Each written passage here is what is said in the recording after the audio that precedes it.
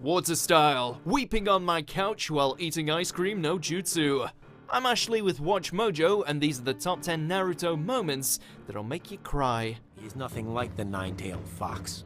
He's Naruto Uzumaki, of the village hidden in the leaves.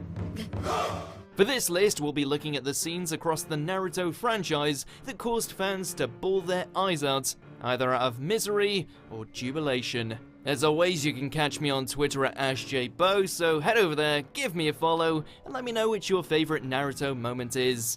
You feel lonely and it hurts inside. And I could have been there for you more.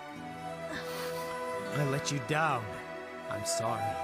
Number 10, Naruto and Hinata finally kiss. Don't let go, alright? Alright.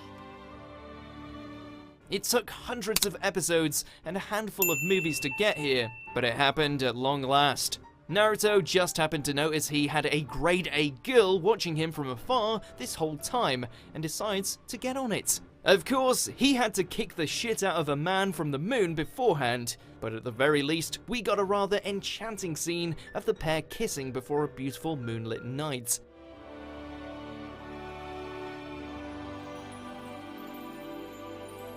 Hinata confessing her love just before Pain sent her flying was pretty potent too, but we're pretty sure the shippers lost their minds over this little exchange. Because I truly love you, Naruto. I always will.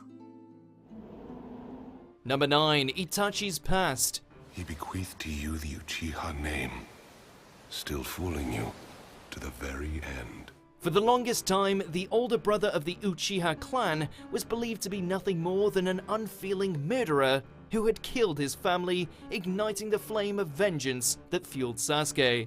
Then we found out he's possibly the most tragic and kind-hearted among Naruto's pantheon.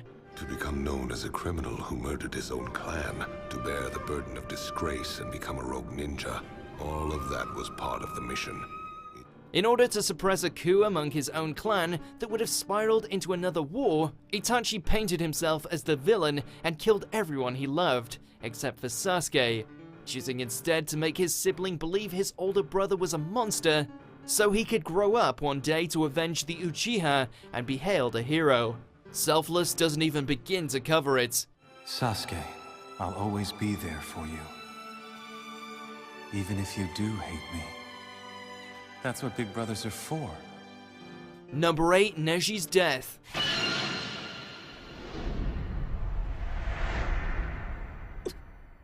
Going from a rival to a rather mellow dude, Neji's turnaround was certainly one of the more staggering, even becoming downright likable by the time the 4th Great Ninja War rolled around, which made his passing all the more painful. Stepping in the way of an attack meant for Naruto and Hinata, the once embittered Hyuga takes the full brunt of Madara's attack.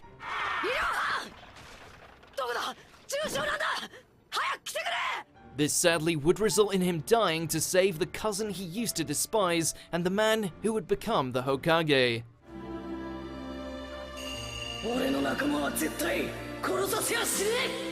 Number 7, Shikamaru grieves.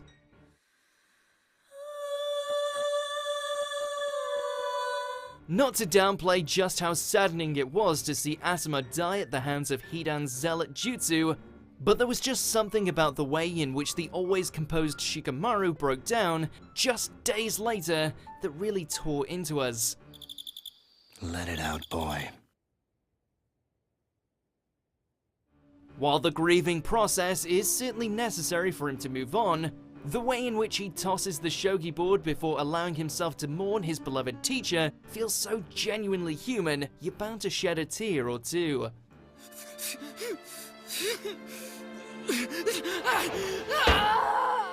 Number 6, Minato and Kushina's deaths.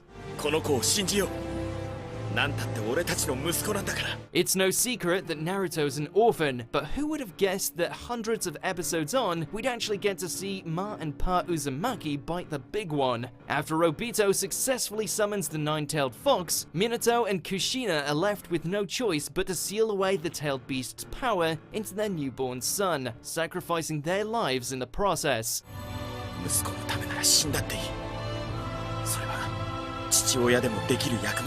With only a handful of seconds to say goodbye to their child, Kushina offers a tearful rundown of motherly advice. And we'll be damned if it wasn't heartbreaking. もっと一緒にいたい。愛してるよ。 Number 5, Gaara's past. Father. With a childhood that mirrored Naruto's in many aspects, it's little wonder Gaara spent his early teens as a bloodthirsty monster that killed anyone who crossed him, which is somewhat understandable when his own father tried to have him assassinated. Why? Why me? Why is it always me? After getting the one-tailed Shukaku sealed inside of him, Gaara became a pariah of the Sand Village, feared by the masses due to the way his Sanjutsu automatically lashed out at those who would come near him. Throw in a dead mother and a father who viewed him as an experiment gone wrong, and it's kind of amazing he turned out for the better.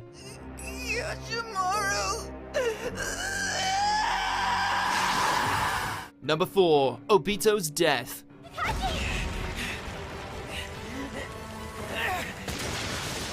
The fact this entry could almost be multiple choice is depressing in of itself, but for argument's sake, we're going to say his secondary demise following the fight with Kaguya. Not only because he finally made peace with Kakashi, but because he got to see Rin again.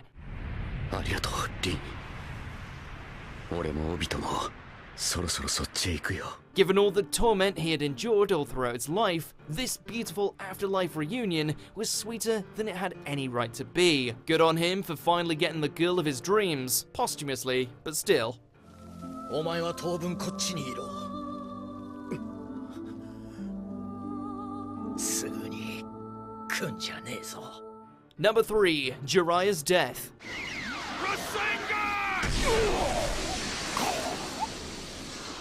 This one still hurts a lot. While he may have been a perverted hermit, Jiraiya slowly grew on us as a beloved mentor and surrogate father figure for Naruto. Seeking out the Akatsuki leader, the Toad Sage hoped to defeat Pain himself to save the village from his wrath, only to discover that the mastermind was actually his old student. You figured it out too late. We won't deny the battle between them was one of the best the series has ever produced, but it still gets us each time we see Jiraiya fall to the bottom of the lake, passing the will of fire onto his knuckle-headed apprentice. Naruto, you are the child of prophecy. I'm sure of it now. Number 2, Sasuke and Itachi's final words. やらなければならないことがある。そんなの知るか。あんたがこうして俺の目の前にいる。 Ever since Sasuke learned the truth about his brother's courage and sacrifice, we were all dying to see the once hate-filled sibling reunite and confront Itachi over the truth of his actions. あんたの全てを知ってる。だから俺はこの葉を潰すと決めたんだ。 Thankfully, after being brought back as a zombie, not only did we see the two Sharingan users work side by side in combat, but Itachi was finally able to make amends with his brother Sasuke and tell him that he loved him. Both in life and in death, Itachi was the man. No matter what, I will love you always. Before we get to our number 1 pick, here's some honorable mentions.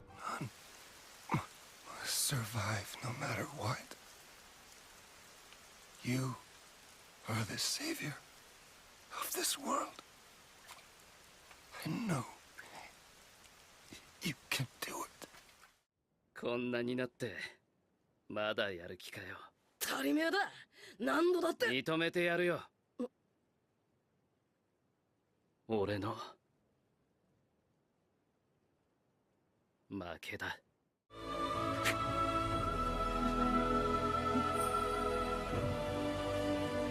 カルダ、母は強いな。